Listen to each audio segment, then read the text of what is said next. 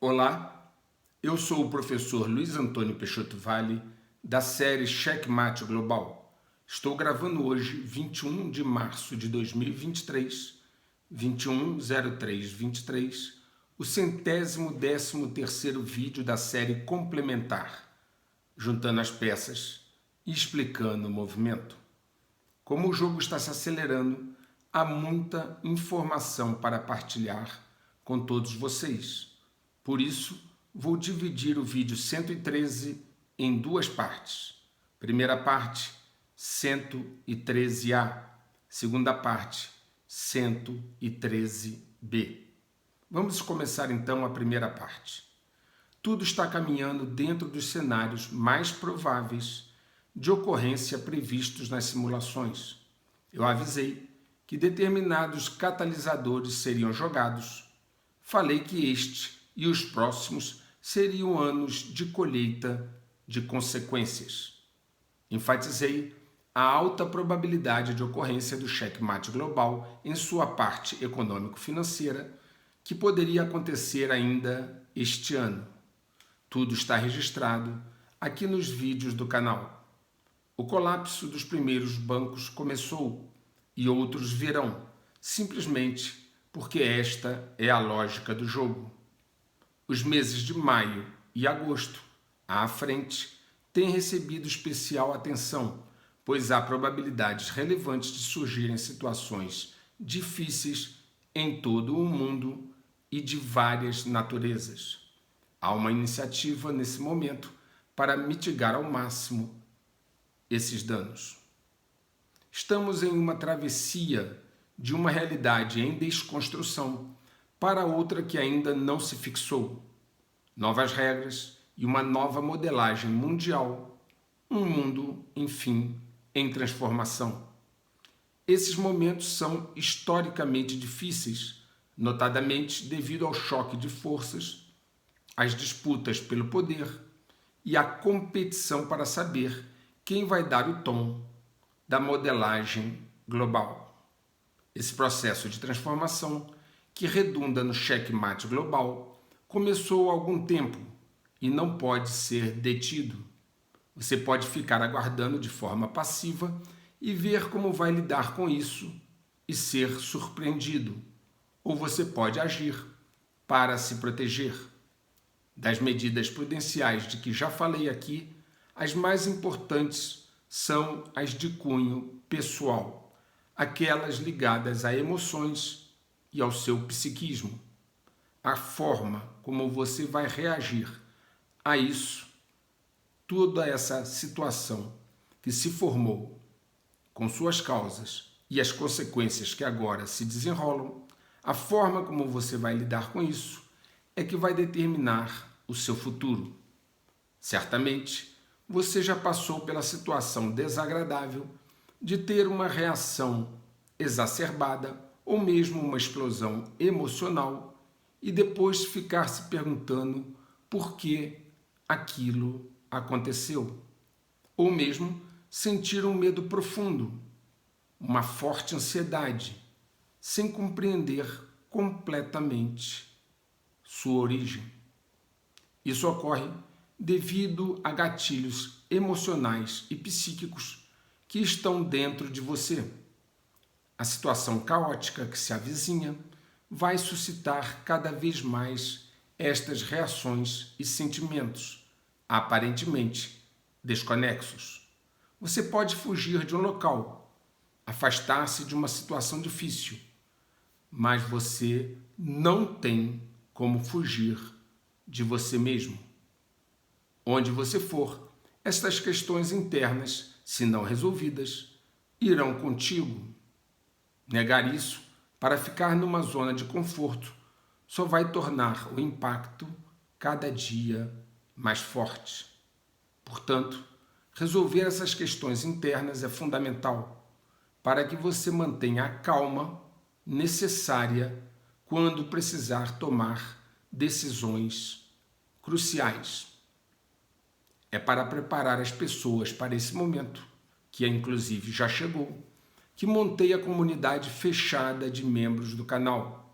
Lá ensino como se preparar para fazer esta travessia, mitigando danos e extraindo o máximo de aprendizado para o seu autoaperfeiçoamento. Como explico lá na parte fechada, o jogo teve seus movimentos antecipados e agora tudo vai se acelerar enormemente. Como o tempo se tornou escasso, caso você opte por entrar na comunidade fechada, usando aquele botão azul, quando você estiver no computador, seja membro, ou o link que fica na descrição dos vídeos. Caso você opte em entrar para a comunidade fechada, pule os 20 primeiros vídeos e comece do vídeo 21, uma vez que precisamos ganhar tempo. Veja todos os vídeos a partir daí e depois as lives onde respondo perguntas. Observe os comentários, interaja com a comunidade e verifique se o conteúdo pode te ajudar a estar mais preparado para estes momentos. Esse é um chamado para quem quer entender, para quem tem olhos de ver e ouvidos de ouvir. Quem não estiver bem por dentro não poderá estar bem por fora. Serão tempos desafiadores que te testarão em todos os aspectos. Mentir para si mesmo pode custar muito caro e esta conta chegar muito em breve. Feitas essas considerações, vamos à movimentação do tabuleiro, começando pelo cavalo. Tivemos recentemente a história de um balão chinês de alta altitude de coleta de dados que percorreu grande parte do território dos Estados Unidos, passando inclusive por cima de instalações militares sensíveis para depois ser abatido na costa leste. O deputado Michael McCaul, presidente do Comitê de Relações Exteriores da Câmara dos Estados Unidos, disse que certamente o balão chinês causou danos à segurança nacional. Em uma entrevista na CBS, McCaul disse que o balão chinês era um sofisticado balão espião que atravessou 3 instalações nucleares enquanto flutuava sobre os Estados Unidos durante uma semana, de 28 de janeiro a 4 de fevereiro. O balão voou da China, depois passou pelas ilhas Aleutas do Alasca e pelo noroeste do Canadá, entrando no território dos Estados Unidos e atravessando ele todinho até a costa leste, sem ser incomodado, até chegar a ser abatido na costa da Carolina do Sul. McCaul especificamente observou que o balão passou por bases nucleares em Montana, passou por cima do Comando Estratégico dos Estados Unidos, o STRATCOM, e uma base que hospeda bombardeiros nucleares no Missouri. Afirmou o deputado que a trajetória do balão fala por si. Ele disse, abre aspas, lembre-se, um balão pode ver muito mais no solo do que um satélite, fecha aspas. Biden enfrentou críticas por esperar uma semana para abater o balão espião chinês que atravessou todo o território continental dos Estados Unidos. Todavia, ele reconheceu que os Estados Unidos não tinham uma diretriz para lidar com isso, ao anunciar que estava criando uma equipe para desenvolver regras de engajamento para determinar como a nação responde a fenômenos aéreos não identificados. A sigla de fenômenos aéreos não identificados é UAP. E como eles poderiam tratar isso no espaço aéreo dos Estados Unidos. E Biden completou, abre aspas, no futuro, esses parâmetros guiarão quais ações tomaremos ao responder a objetos aéreos não tripulados e não identificados, fecha aspas. Ora, Se estão criando agora uma diretriz, se estão criando agora um parâmetro, é porque não tinham antes. Por isso não sabiam o que fazer quando o balão entrou nos Estados Unidos. Eles não tinham uma resposta, um protocolo eficiente. Christopher Miller, que atuou como secretário interino de defesa durante os últimos dias do presidente Donald Trump, indagou o seguinte, abre aspas, gastamos $1 trilhão em defesa e segurança nacional e não temos a capacidade de desativar ou derrubar um balão. Fecha aspas. Depois, mais tarde, foi noticiado que durante o governo anterior, que era de Trump, isso aconteceu 3 vezes, sem que os militares dos Estados Unidos tivessem interceptado nenhum dos balões chineses anteriores.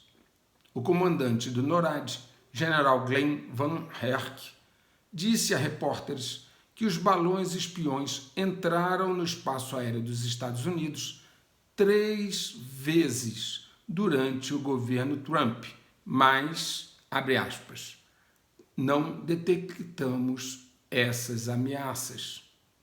Vou repetir, o chefe do NORAD, dizendo que não detectamos essas ameaças, fecha aspas. E ele o chamou de lacuna de conhecimento de domínio. E ao final ele concluiu, abre aspas, todos os dias, como comandante do NORAD, é minha responsabilidade detectar ameaças à América do Norte. Vou lhe dizer que não detectamos essas ameaças. E essa é uma lacuna de reconhecimento de domínio que precisamos descobrir, mas não quero entrar em mais detalhes. Fecha aspas. O general Van Herk então disse que a comunidade de inteligência dos Estados Unidos foi capaz de determinar os trânsitos da era Trump após o fato, abre aspas, a partir de meios adicionais que nos alertaram sobre os balões que anteriormente se aproximavam da América do Norte ou transitavam pela América do Norte, fecha aspas. Ele teve que justificar isso porque, se ele diz que somente agora conseguiram detectar, muitos perguntavam como é que ele soube dos balões da era Trump. E aí ele se saiu com essa, dizendo que a comunidade de inteligência conseguiu meios adicionais que os alertaram dos balões transitados anteriormente, na era Trump. Bom, essa informação de verdade é de deixar o cabelo em pé. E suscita naturalmente algumas perguntas. Primeira, qual a qualidade do controle de espaço aéreo dos Estados Unidos que admite que balões espiões chineses passam por seu território sem serem detectados?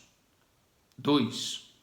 Como uma potência como os Estados Unidos, que tem tanto orgulho de sua alegada tecnologia militar, pôde ser enganada por balões tantas vezes e quais os dados de inteligência que esses balões coletaram e transmitiram para a China desde a época Trump.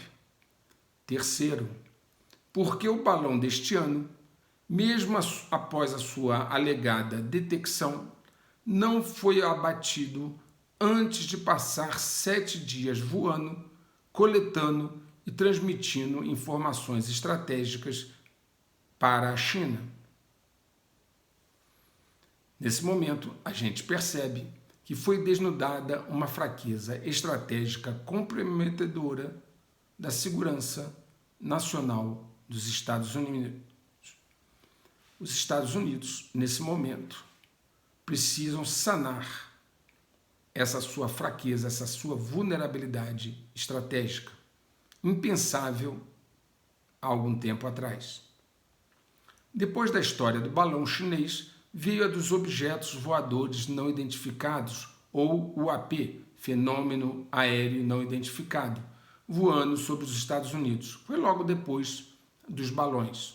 Novamente, o general Glenn Van Herk, comandante do Comando de Defesa Aeroespacial da América do Norte, conhecido como NORAD, veio a público explicar o porquê ele acredita que agora o NORAD está detectando estes objetos, ao dizer durante uma coletiva de imprensa 12 de fevereiro o seguinte, abre aspas, com alguns ajustes, conseguimos obter uma melhor categorização das faixas de radar agora, e é por isso que acho que você está vendo isso, fecha aspas, referindo naturalmente aos UAP.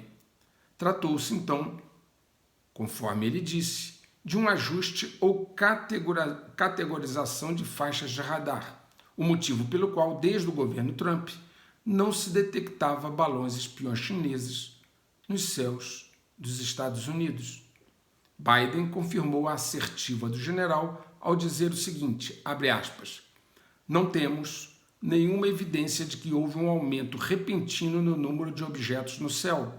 Agora estamos vendo mais deles, parcialmente por causa das medidas que tomamos para estreitar nossos radares. Fecha aspas. Quanto mais explicam, mais estranho fica. Ou seja, por causa de um acerto no radar, antes o NORAD não via nada.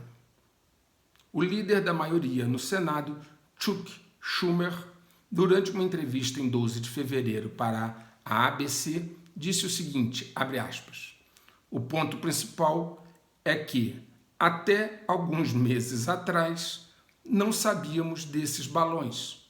Nossa inteligência e nossos militares não sabiam, fecha aspas. Ou seja, até alguns meses atrás, eles não sabiam do que estava ocorrendo nos seus céus, no seu espaço aéreo, desde a época Trump. Alguns observadores relataram que, inclusive, um dos ditos UAPs que foram abatidos sobre o Alasca pode ter sido um balão amador de usuário dos Estados Unidos. Em uma postagem no seu blog, a NIBBB relatou que havia perdido contato com seu balão de hobby em 11 de fevereiro e que ele foi registrado pela última vez a uma altitude de mais ou menos 39 mil pés na costa do Alasca. Esses balões, construídos por ela, custam em média $12. Ocorre que os militares dos Estados Unidos derrubaram um objeto não identificado na mesma vizinhança geral a uma altitude também muito próxima, 40 mil pés, no mesmo dia, usando um míssil AIM-9X Sidewinder que custa $400 mil.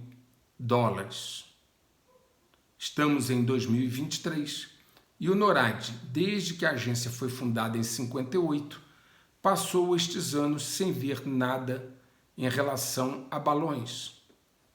Não conseguem também distinguir um balão de $12 de uma ameaça real, onde gastaram um míssil de $400 mil. Se não viram balões, a pergunta é, o que mais não estão vendo? Pois é, temos que ser realistas. Uma coisa são os filmes de Hollywood, outra é a vida real. A verdade, pouco a pouco, começa a aparecer. Mas não é só através de balões de alta altitude que a China capta informações de inteligência dos Estados Unidos. No final de janeiro, astrônomos japoneses estacionados no Havaí notaram misteriosos raios laser verdes sendo disparados sobre a ilha.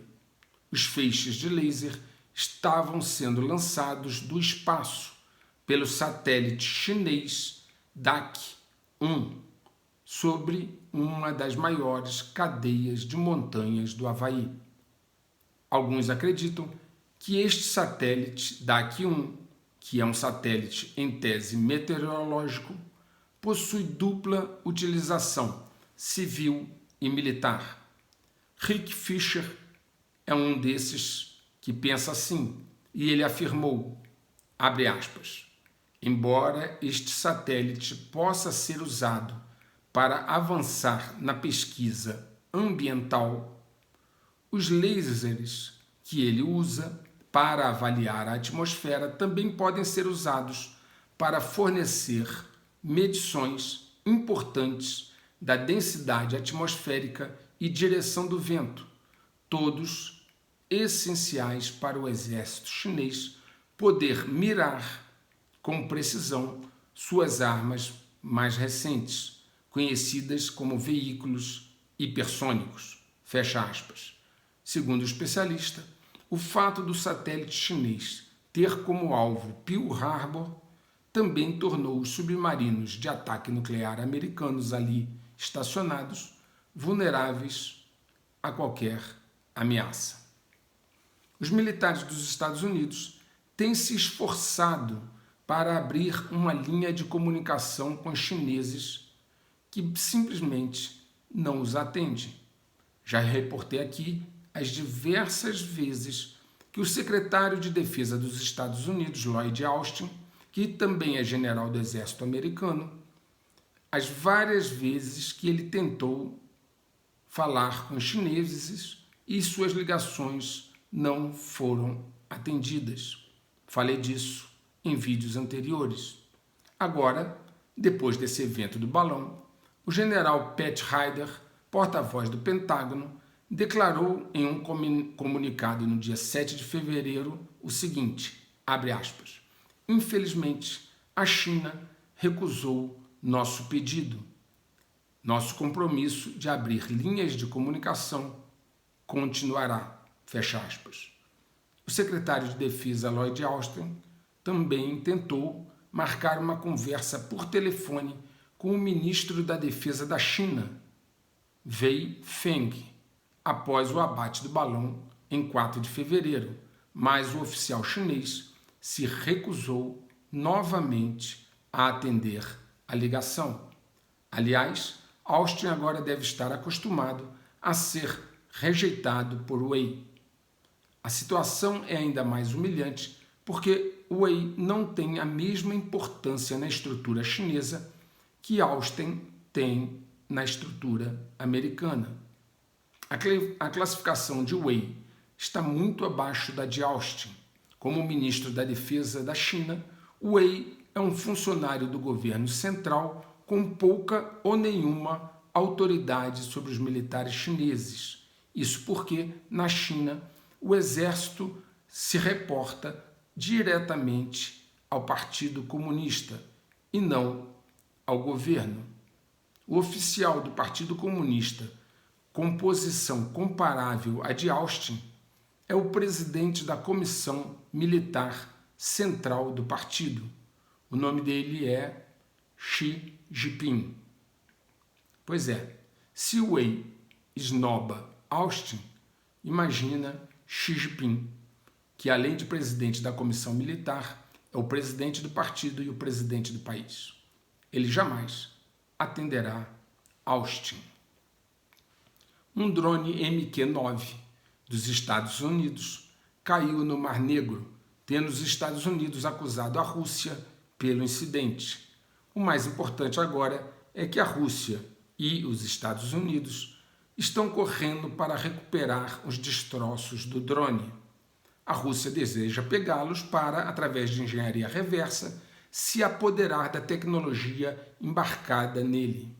O porta-voz de Segurança Nacional da Casa Branca, John Kirby, disse que os Estados Unidos estão tentando evitar que o drone derrubado caia em mãos erradas, obviamente se referindo aos russos.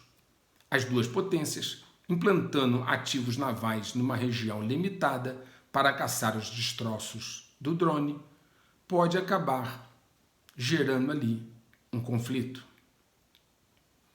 O jornalista investigativo vencedor do prêmio Pulitzer, Simon Resch, publicou um artigo no qual afirmava que os gasodutos Nord Stream 1 e 2 foram destruídos pelos Estados Unidos como parte de uma operação secreta.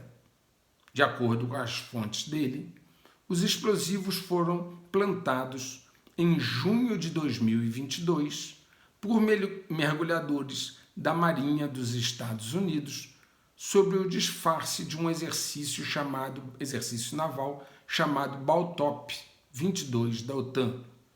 E esses explosivos foram detonados 3 meses depois com um sinal remoto enviado por uma boia de sonar. O jornalista disse no National Press Club, em Washington, que Joe Biden tomou a decisão de explodir os gasodutos Nord Stream 1 e 2 porque considerava ter um presidente de guerra uma chance melhor de reeleição. Ou seja, Biden entendia, ou ainda entende, que chegar à campanha presidencial sendo um presidente de guerra dá mais garantias de reeleição do que numa situação normal. Quando eu falei desta sabotagem aos gasodutos, eu disse para vocês seguirem uma lógica simples. O autor é quem dele se beneficia. Nem a Rússia e nem a Alemanha se beneficiariam. Agora está aí. Há um sentimento na Alemanha e em outros países europeus bastante ruim em relação ao que se esperar do aliado Estados Unidos.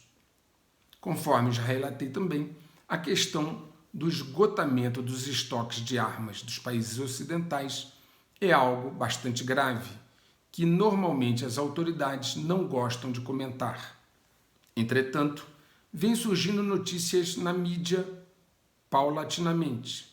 De acordo com o Financial Times, apesar do Ocidente já ter despejado milhões, bilhões em armas e suprimentos no esforço militar da Ucrânia no ano passado, a Ucrânia ainda está em desvantagem.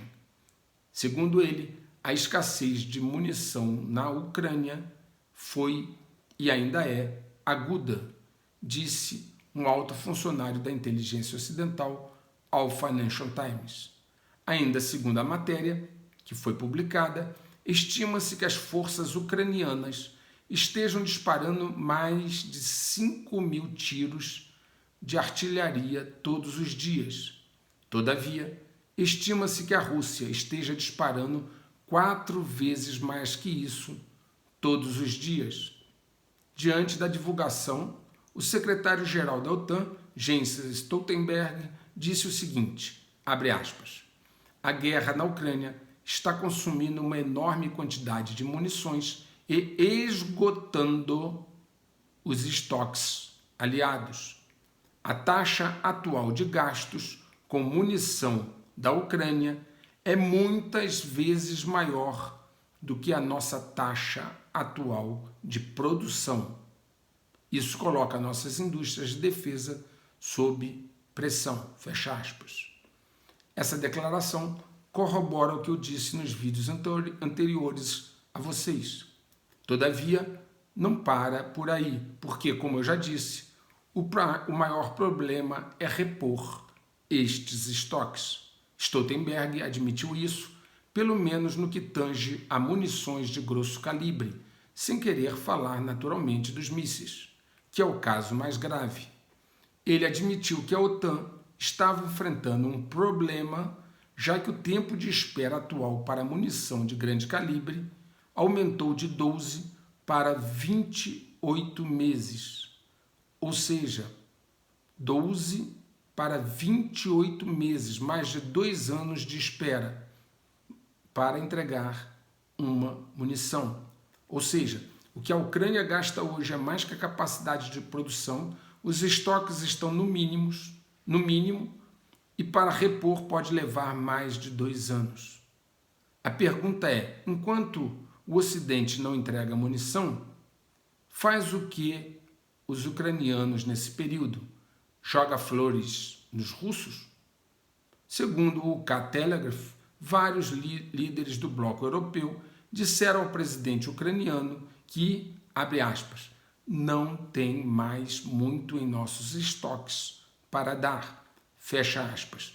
Isso depois que o Zelensky entregou a eles listas de desejos de armas e munições durante uma visita a Bruxelas.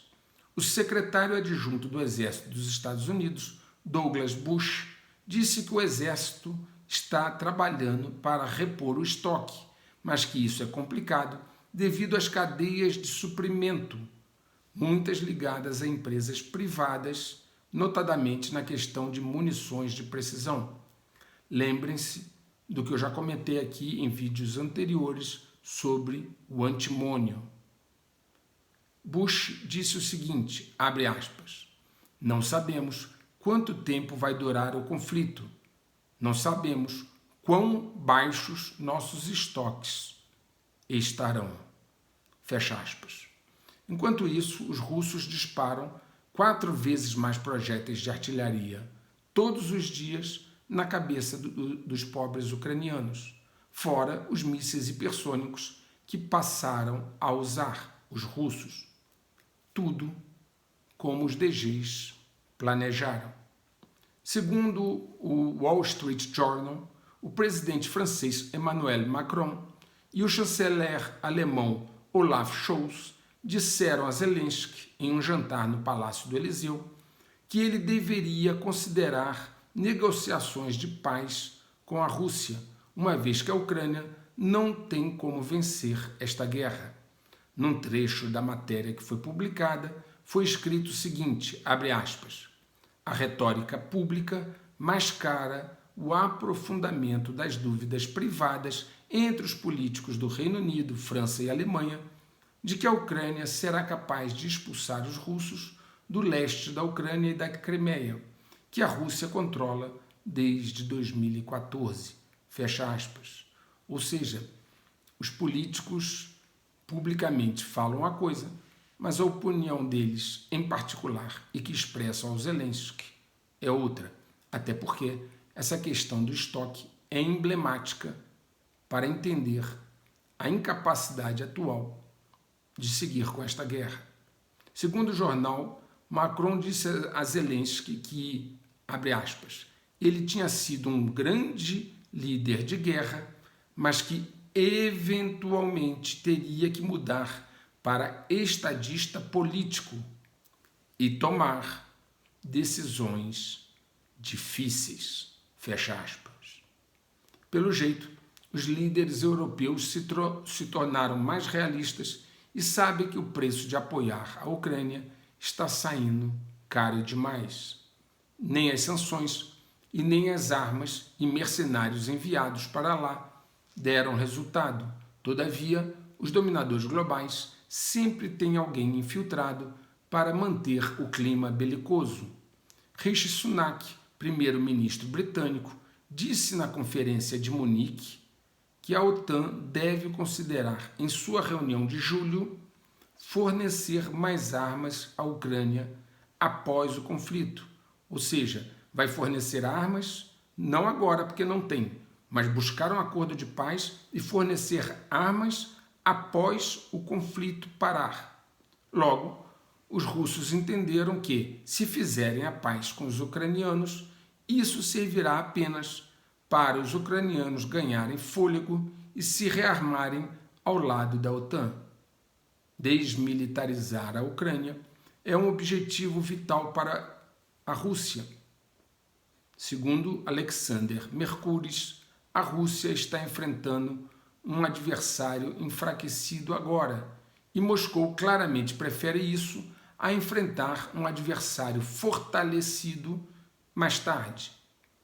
De fato, tal proposição do primeiro-ministro britânico tornou um acordo de paz totalmente inaceitável para os russos. Por outro lado, os russos também não têm dado nenhum sinal de recuo ou de querer um acordo de paz. Antes de sua intervenção na Ucrânia, a Rússia citou a expansão da OTAN para o leste, a implantação de mísseis na Romênia e na Polônia, jogos de guerra perto de suas fronteiras e o armamento da Ucrânia como linhas vermelhas que o Ocidente havia cruzado. Agora, os russos voltaram a advertir a OTAN quanto ao excessivo envolvimento direto dos ocidentais no conflito da Ucrânia, alertando que isso poderá levar a uma escalada do conflito e engolfar toda a Europa e até mesmo os Estados Unidos. Eles alegam que após a queda da União Soviética, Washington e vários outros estados ocidentais haviam dado garantias a Moscou de que a aliança da OTAN não se expandiria além da Alemanha.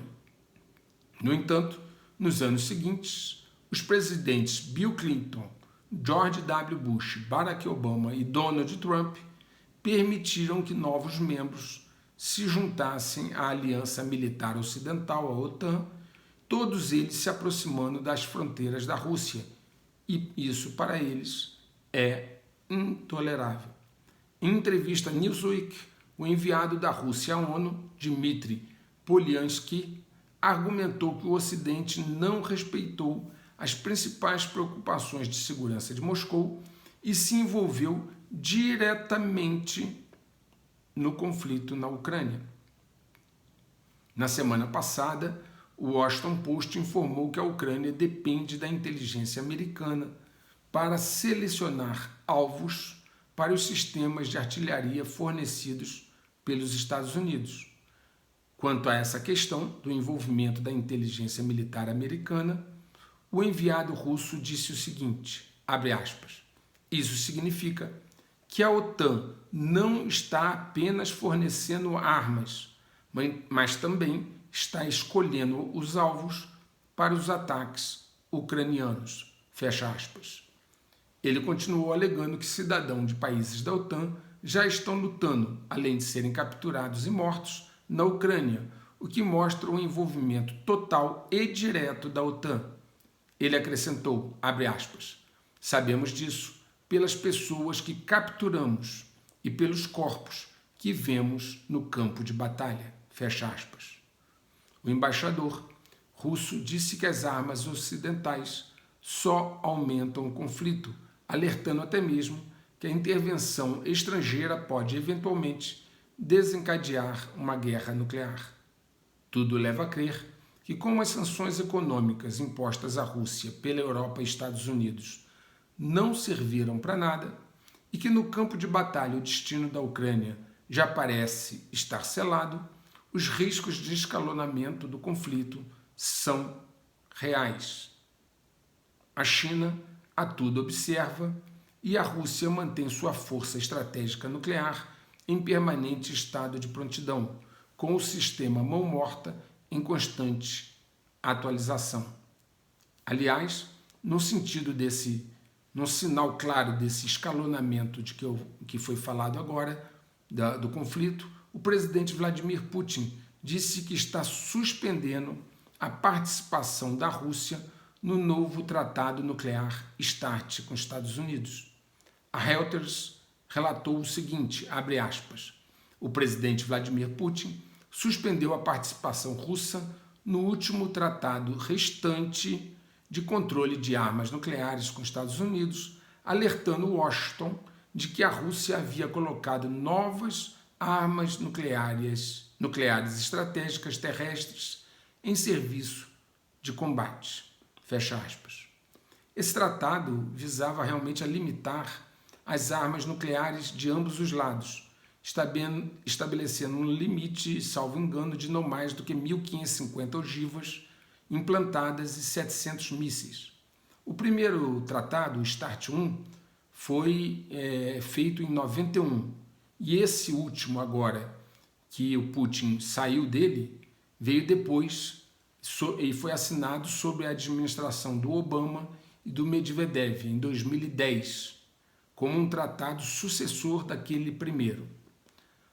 Essa situação cada vez escalona porque existe uma regra simples. Se você colocar uma pessoa ou mesmo um animal encurralado e sem muitas saídas, envolvendo uma questão existencial de vida, ele vai te atacar. Fazer isso com a Rússia, a nação que tem o maior arsenal nuclear do mundo, com tecnologia disruptiva, é realmente uma imprevidência. Certamente é isso que os dominadores globais querem, um escalonamento rápido para que eles atinjam seus objetivos. Eu já expliquei aqui que a manutenção dos navios de guerra dos Estados Unidos estava sendo criticado por sua deficiência e que atualmente a marinha chinesa é a maior do mundo. Pois bem, além de ser a maior do mundo, hoje tudo indica que essa vantagem numérica da China sobre os Estados Unidos vai aumentar. A China está ultrapassando os Estados Unidos na construção de navios militares, de acordo com o oficial de inteligência e autor Grant Newsham. Não foi algo novo, uma vez que o secretário da Marinha dos Estados Unidos, Carlos Del Toro, disse em 28 de fevereiro que os militares chineses estão produzindo navios de guerra em um ritmo maior do que os Estados Unidos, colocando em risco naturalmente a supremacia americana nos mares. Ele observou, o secretário, que a China tem atualmente cerca de 340 navios de guerra e pretende adicionar mais 100 até 2030. A Marinha dos Estados Unidos tem 295 navios de guerra para patrulhar todo o planeta. Eu já toquei nesse assunto também antes, mostrando todos os detalhes. O grande problema nessa questão é que quando computam navios da Marinha de Guerra, eles esquecem navios da Marinha de Guerra chinesa. Isso não inclui os navios da Guarda Costeira Chinesa, que são construídos como navios de guerra, e mais uma milícia marítima que eles têm, que soma de milhares de navios.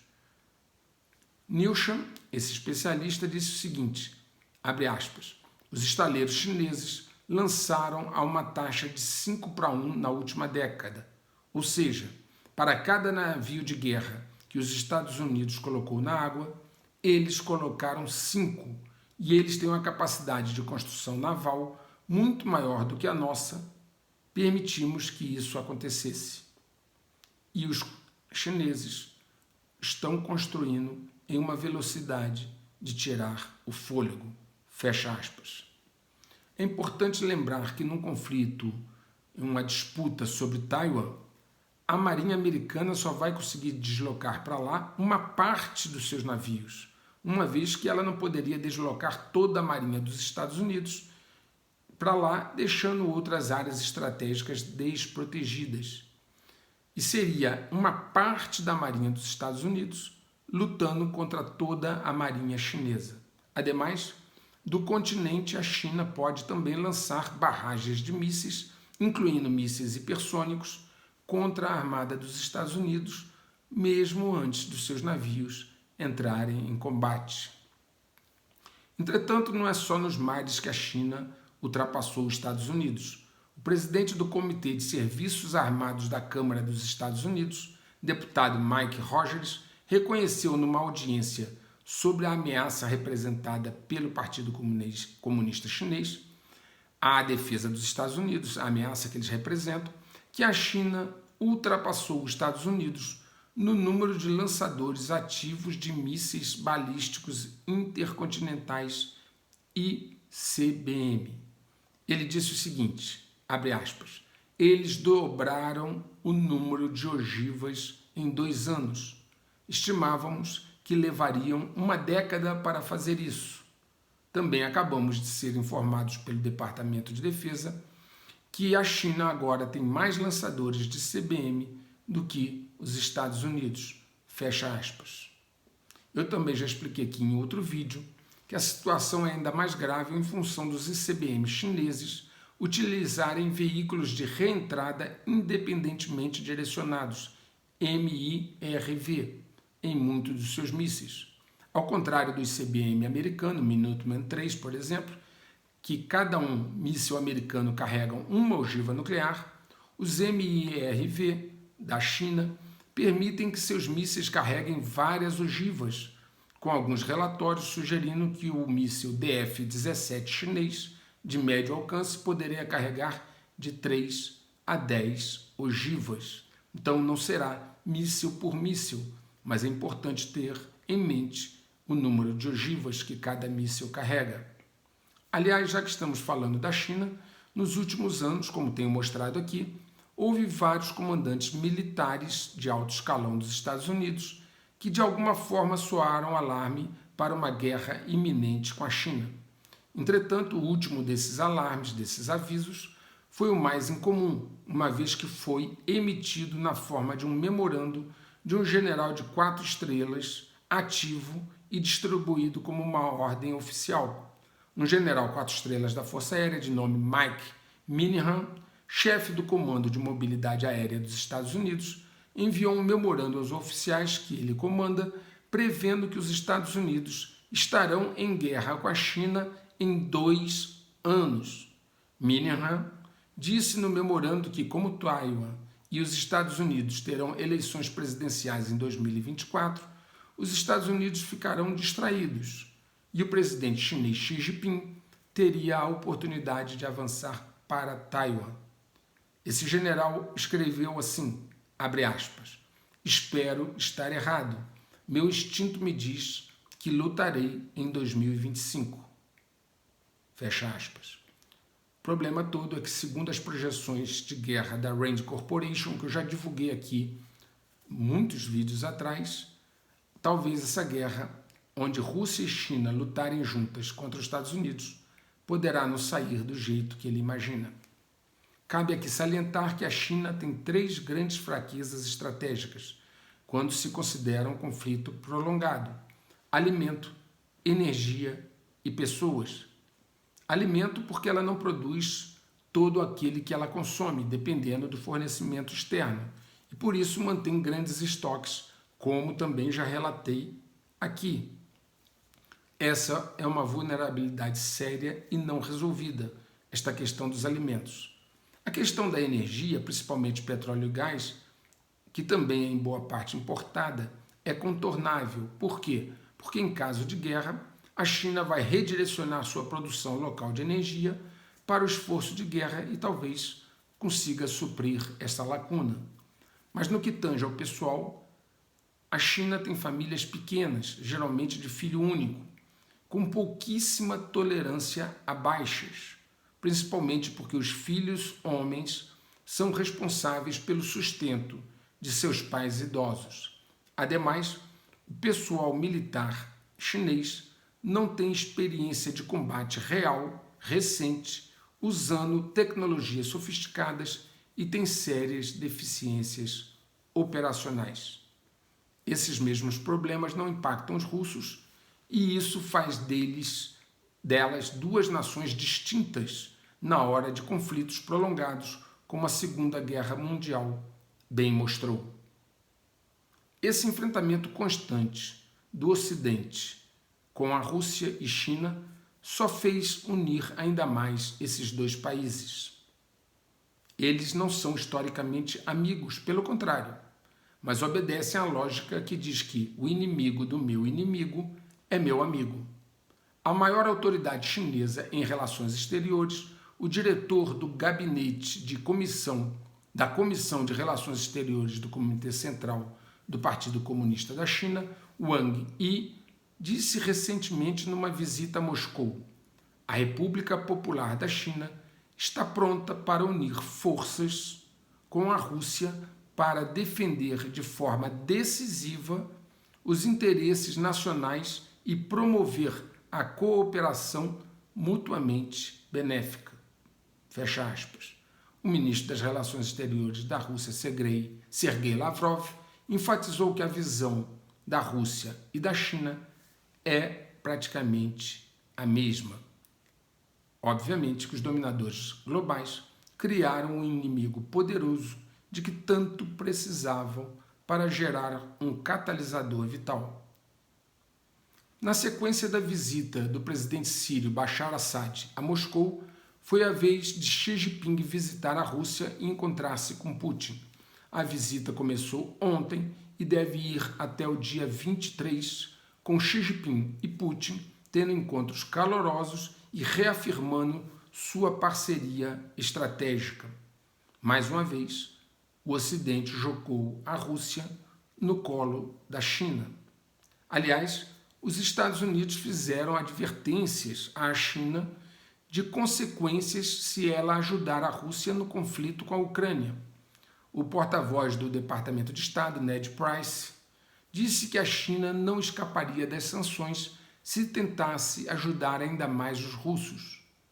Simplesmente a China ignorou a ameaça e tem enfatizado que a postura dos Estados Unidos tem colocado o diálogo entre os dois países em seu pior momento. Na verdade, estas ameaças parecem ter o efeito contrário, como eu disse, aproximar ainda mais a Rússia da China. As autoridades dos Estados Unidos parecem não querer ver o que aconteceu com as suas sanções impostas, que não tiveram um efeito razoável e não foram adotadas pela grande maioria dos países do mundo. América Latina, África, Oriente Médio e Ásia continuaram seu comércio normal com a Rússia, e alguns, como até o Brasil, ainda aumentaram o volume. Recentemente, o New York Times reconheceu a realidade de que a maior parte do globo não está, de fato, com os Estados Unidos em sua abordagem de conflito da Rússia. E não foi só ele. O The Washington Post fez o mesmo movimento, reconhecendo que a maior parte das nações do mundo não acompanhou essa abordagem dos Estados Unidos no que tange ao conflito da Ucrânia. Então imaginem vocês, se seguindo esse raciocínio, os Estados Unidos quiserem colocar sanções contra a China. Eu pergunto, quais países adotariam estas sanções considerando o tamanho econômico da China? Obviamente que seria mais um fracasso. São ameaças ineficazes, um blefe que só tira a pouca credibilidade de quem as fazem. Recentemente, na Conferência Anual de Ação Política Conservadora, Trump disse que, enquanto estava no cargo, uma importante meta de segurança nacional era nunca permitir que a Rússia e a China se reunissem. Mais e mais pessoas dos Estados Unidos estão percebendo que o maior risco ao país é a China e não a Rússia, ainda que os desinformados continuem a bater nesta tecla. Cerca de 60% dos americanos entrevistados em uma nova pesquisa do Quinnipiac University listaram a China como a maior ameaça aos Estados Unidos. Lembrem-se de que eu já falei que a parte pessoal era uma fraqueza estratégica, a parte de pessoal era uma fraqueza estratégica da China. Parece que os Estados Unidos também têm esse mesmo problema. Um relatório do Departamento de Defesa, citado durante uma audiência no Congresso em 16 de fevereiro, colocou na mesa uma informação desagradável. 77% dos americanos entre 17 e 24 anos não são fisicamente qualificados para ingressar nas Forças Armadas. Um dos maiores problemas é a obesidade. Ter quase 80% dos jovens inaptos para o serviço militar nas vésperas de um provável confronto que pode determinar o futuro dos Estados Unidos realmente não é nada bom. O que muitos ocidentais demoraram a entender é que, e se é que entendem ainda, agora, é que a guerra já começou há mais de 4 décadas. As ilusões de invencibilidade provocadas por filmes de Hollywood, a não percepção da sabotagem interna e uma visão míope da realidade geraram a cegueira que levou a esta situação. Uma guerra em outros moldes, onde colocar soldados em movimento. A guerra chamada cinética é o último movimento. Nesses moldes de guerra atual, botas no chão são a última parte. Essa guerra começou no campo informacional, essa guerra de quinta geração, começou no campo informacional, cooptando lideranças ocidentais e controlando a narrativa para conquistar corações e mentes. Depois, essa guerra seguiu implantando conceitos divisionistas no Ocidente para enfraquecê-lo, adotando a máxima de dividir para conquistar, dividir para governar. Passou depois pela manipulação do comércio das drogas para corromper e enfraquecer a juventude, que agora sofre alienada. Depois, travou grandes lutas pela conquista da tecnologia, tendo havido um enorme esforço para roubar tecnologia crítica e de dupla utilização do Ocidente, com especial atenção para a área cibernética.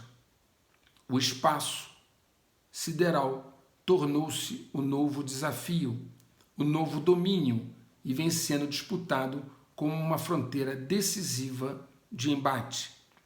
A guerra biológica e química já se desenrola há muitos anos. O Ocidente sempre teve no pilar econômico uma base forte de apoio, e este também foi sabotado e está desmoronando, como veremos na segunda parte do vídeo 113. Sem dinheiro, a máquina de guerra não funciona. Enfim, são 40 anos de planejamento e esforços ininterruptos, articulados pelos DGs, para se chegar a este ponto na colheita das consequências. O Brasil será impactado de forma devastadora, uma vez que é muito vulnerável e tem um governo federal, no momento, totalmente inadequado. Você, meu amigo, minha amiga, precisa se preparar mais e mais a cada dia se quiser ter alguma chance. Lembre-se disso. Na próxima parte, na segunda metade, falaremos sobre o movimento da torre e do bispo. Terminamos aqui a primeira parte do vídeo 113. Um grande abraço a todos vocês.